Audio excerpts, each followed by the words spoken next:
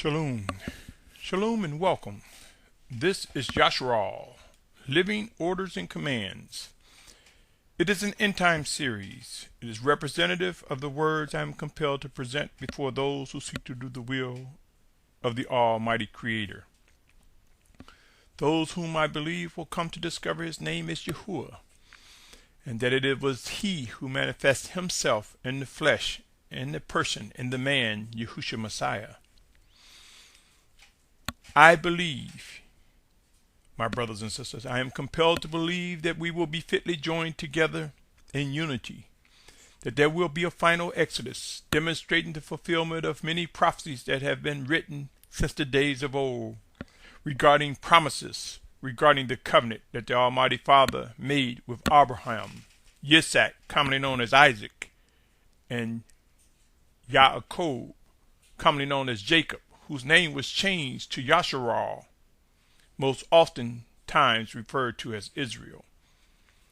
A covenant that was made since the days of old. We are witnessing promises that were made to us come to be in these end times. If you're tuning in for the first time, my name is Symmanayah. Today is March 3rd, 2015, and this segment of Yasharal, Living Orders and Command, is entitled Left Behind. Left Behind. Why? My brothers and sisters, these are not pleasant words to the disobedient, to the rebellious. These are words that are representative of elements of reality.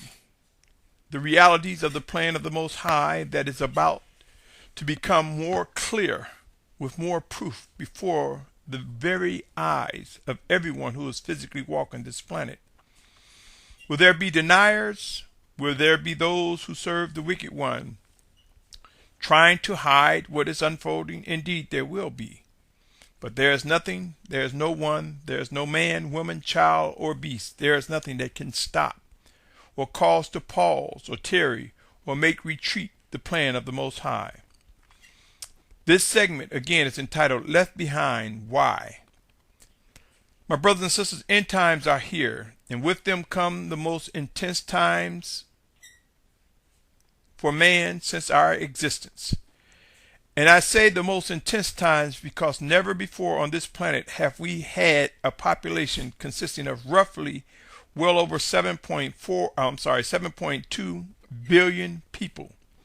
What makes this one of the most trying of times is that this is the season that is ushering in the final days of man in these earthen vessels as we know it.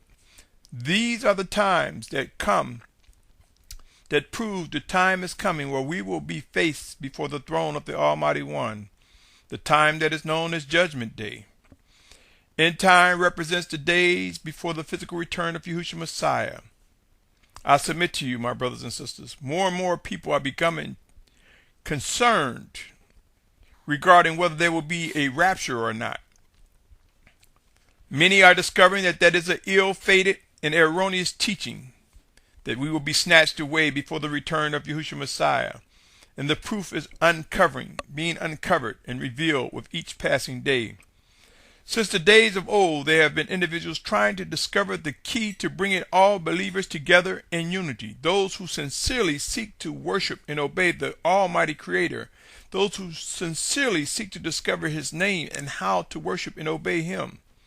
Yes, there have been many people trying to determine how and what are the keys to bringing unity. I've heard many give up. They believe unity cannot be established until the return of Yahushua Messiah. I've witnessed individuals say that unity will not come to be for those who desire righteousness, who desire to worship and obey, because we're too stubborn, we're too wicked, we're too confused. Yes, there are the deniers and the unbelievers, but I am compelled to believe that this condition of unbelief, it exists due to one's inability to discern the living words of the Spirit of Yahushua, our teacher, one's inability to demonstrate trust and belief in His words, that have been made known to us. I realize, my brothers and sisters, it is a monumental task to bring a set-apart children of Yahuwah together in unity. Nevertheless, know this: I am compelled to believe we will witness unity amongst Yasharal. A nation will awaken, will be refined, and will demonstrate the unity that is necessary to prove that the fulfillment of being gathered from the four corners of the earth will come to be. There will be a final exodus. Living orders and commands will be obeyed. Not might, not maybe, not if somebody will listen. They will be obeyed. We will witness a group emerge who will become known as the children of obedience, not appointed to the wrath of the Almighty Father. The 144,000 in great multitude will represent this group, along with those who face martyrdom for Yahushua's name. As end times become intense and present the most extreme challenges before us, we will discover a rise in the presence of the Spirit of Yahushua among us. Whether you believe it or not, forced migrations, forced transitions, forced displacement, whichever you are able to understand more clearly, is over the horizon and have begun for many in areas where water has already become scarce and food inventories have diminished or evaporated altogether. Such conditions will become widespread across the planet. And in the midst of forced migrations and transition, we will witness Yasharal being gathered from the four corners of the earth. But there will be individuals left behind. And this segment is designed to present, or at the very least heighten, the awareness that there will be those left behind. Pray. It is also designed to pose reflections as to why people would be left behind. I invite you to pray earnestly and seek to discern what must and will be done in the coming days regarding specific tasks given to you and to Yasharal, the assembly of children of Yahuwah. There are living instructions going forth to bring us together in whole, in unity. There are many warnings, right rulings, judgment, and reproof going forward, and they will perform successfully on those chosen to fulfill the final exodus, the 144,000 in great multitude, as well as those who will be martyrs for Yahushua's sake.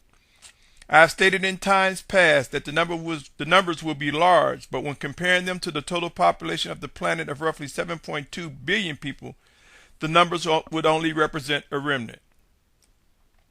Our perception and field of visions will prove to be critical in the coming days. Seeing and fully understanding the things made known to us through scriptures and by the living instruction of the Spirit of Yahushua, Messiah our Mashiach, will prove to be of importance. Things will become vivid and crystal clear regarding end-time prophecies. There will be individuals left behind. Let us explore why. Let us review why. Let us take under consideration that there are certain things we must do to avoid being left behind. Those who have been chosen to fulfill the final exodus, those who have been chosen to be martyrs, we will face being refined. We will come to obey the orders and commands from the living Father. You see, many of us might think that there's a maybe or if in this, but prophecies will be fulfilled. And this is the time we will begin to realize it is not a democracy. We don't have the choice if we are ordered. Who do you think will win the battle? I ask this question often. The orders and commands from the Almighty Father, He that is Almighty, or us in our stubbornness? Do you honestly believe we can stop the fulfillment of end-time prophecies? Or have you come to realize that in order for end-time prophecies to be fulfilled, there will be those who would submit to the living orders and commands, the discipline of the Almighty Father, and take their rightful place as directed by the Spirit of Yahushua? Let us review some realities, my brothers and sisters. Some realities as they are written in scriptures. Matthew 24:5 states, "For many shall come in my name, saying, I am the Messiah, and they shall lead many astray." It didn't say might. It didn't say maybe. It say will lead many astray. Matthew 24:11 said, many false prophets shall rise up and lead many astray. Could those being led astray be those who succumb to compromising fellowships, compromising teachings? Could those who be led astray be those who just dismiss the living presence of the voice of the Spirit of Yahushua? My brothers and sisters, have you given thought to who the Mashiach was referencing when he stated that these words when he stated these words regarding being led astray? Have you decided to pursue set apartness with the fervency necessary to discern what must be done to avoid personally being led astray? Could these be words of warning that stretches beyond the literal, the contextual, and are applicable to us today as well? Let me continue. 1 Corinthians 5th chapter, verses 1 through 5. It is commonly reported that there is whoring among you, and such whoring is not even named among the Gentiles, so as to one to have his father's wife. And you have been puffed up, and did not rather mourn, so that he who has done this deed be removed from among you. Could Shaul, Paul, be saying that we didn't mourn, we disregarded, we were easy, we were too nice to someone who is committing a heinous sin? Could not Shaul be demonstrating how to handle a brother or sister who commit a heinous sin when he said, for I indeed, this is verse 3 through 5. I'm in 1 Corinthians chapter 5. Now I'm going to read verses 3 through 5. For I indeed, absent in the body but present in the spirit, have already judged the one who did this as though I was present. In the name of our Master Yahushua Messiah, when you are gathered together in my spirit with the power of our Master Yahushua Messiah, deliver such a one to Satan for the destruction of the flesh, in order that his spirit may be saved in the day of the Master Yahushua. My brothers and sisters, whether you are aware of this or not, this describes a brother who stumbled, who failed. And I say a brother because it says in the 5th verse, delivering to save for the destruction of the flesh, that the spirit may be saved. This does not apply to someone who is not a brother or sister. What this applies and describes is someone who is a brother or sister, but they were overtaken with wickedness. They stumbled, they failed, but they still receive being washed in the blood of the Lamb, and they still receive life immeasurably. Pray, for many people come to scriptures and they don't understand the fullness of these, and as a result, they just disregard it. Scriptures are here, and they are to be interpreted in whole, with full understanding. Pray and watch, my brothers and sisters. Pray and watch. Matthew 7:6 reads, do not give what is set apart to the dogs, nor throw your pearls before the pigs, lest they trample them under their feet and turn and tear you into pieces. Let me ask you, do you believe the words, the instructions from the Most High Father is more precious than pearls? Do you believe scriptures are designed to instruct those who worship and obey the wicked one, Satan?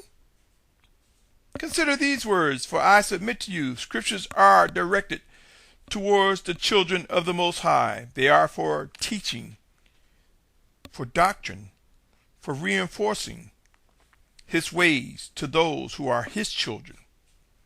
With that said, my brothers and sisters, consider when it talks about the falling away, being led astray, or delivering one to Satan. These are brothers and sisters who have stumbled and fall. For those who serve the wicked one, who seek to worship and obey him, they already have their judgment, whether you believe it, whether you can receive it or not. Let me read these words to you. 2 Timothy 3:16 and 17 say, all scripture is breathed by the Almighty One and profitable for teaching, for reproof, for setting straight, for instruction in righteousness, that the man of the Almighty One may be fitted, equipped for every good work.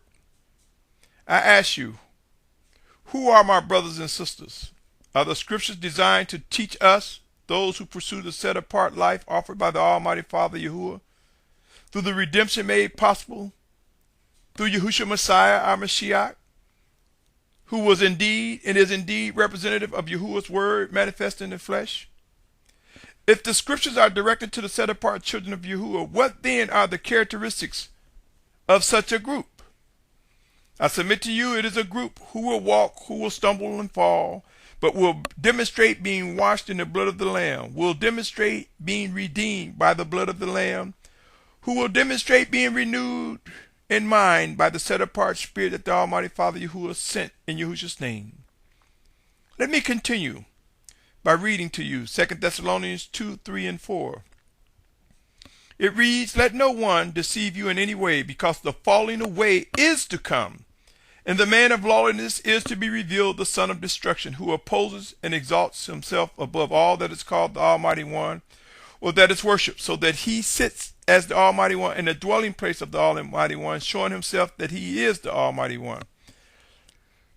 Let me pause here, my brothers, for a moment, to let you know that many people think and are looking for a physical building, a third temple per se, to be built where the anti-Messiah will step in and declare himself to be the Almighty One. I am compelled to believe personally, O Yasharal, that is the interpretation of the wicked one, for us to sit there and look forward and think that a building will be erected designed for the anti-Mashiach to step in and declare himself as the Almighty. I believe that the synagogue of Satan is trying to force an erroneous vision and interpretation of scriptures on the masses to believe that that's the way it's going to come to an end. I am compelled to believe what this describes in 2 Thessalonians 2, 3, and 4 is the wicked one, the anti-Messiah, commonly known as Antichrist, will march with his armies to the camp where Yasharal will be in safety, awaiting the physical return of Yahushua Messiah. For as it is said, that the Almighty Father dwells in places not made with hands. So he dwells within us, and collectively as Yasharal, we represent the dwelling place of the Almighty One. And we will be eagerly awaiting the return of Yahushua Messiah, the physical return. And in our eagerness, the anti-Messiah will come to our camp and step and say that he is the Messiah, that he is the Almighty One.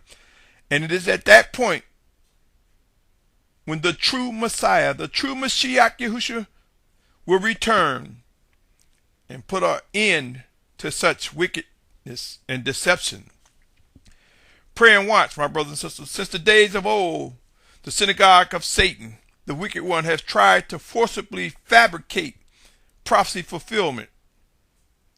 But the truth will be made clear to those who will be among the children of obedience. Moving right along, 2 Thessalonians, 2nd chapter still, verse 11 and 12, and says, "For this reason, the Almighty One sends them a working of delusion for them to believe the falsehood, in order that all should be judged who do not believe the truth, but have delighted in unrighteousness." I submit to you, my brothers and sisters, whether you receive this or not, when it says all those who should be judged who do not believe the truth, the wicked, again, I submit to you, have already received their judgment. This is identifying brothers and sisters who failed, who stumbled, who didn't believe the truth regarding living instructions, regarding what we are supposed to be doing and what we should be doing. And in time, as you grow in discernment, if you haven't already, you will come to receive these words. Otherwise, you'll think these words are being directed to swine. Could not the wicked, those who worship the wicked ones, be swine? Do we want to cast our pearls to swines? Are the scriptures designed and directed to swines? Indeed not. Absolutely not. They are directed to us, my brothers and sisters. So this scripture, 2 Thessalonians 2:12, didn't say they did not accept Yahuwah as the Almighty One. They did not accept Yahushua as Messiah. It said that they did not believe the truth. And I submit to you, that is a moment in time it is referencing. All scriptures have a purpose, and there's a lesson to be learned. I invite you to consider stepping back and listen carefully, re-listen, reread, or ponder and pray on what I've just stated regarding individuals who will not be among the ranks of the children of obedience. It would be wise to realize that in the coming days there will be those gathered in unity, and there will be brothers and sisters who will be left behind due to unbelief and rebellion, with the exception of those ordered to be martyrs. There will no doubt be many who will ask the question, why? And I am compelled to believe the Spirit of Yahushua will provide answers regarding why. Those left behind will ask why, and those who are among the ranks of those gathered will ask why. The word why will be something echoing among the children in these final days, the children of Yahuwah, possibly even among some of the wicked who are physically alive. He that is wise will or has come to know the wholeness in Scriptures. We will come to see the life in Scriptures and learn to interpret His words in whole.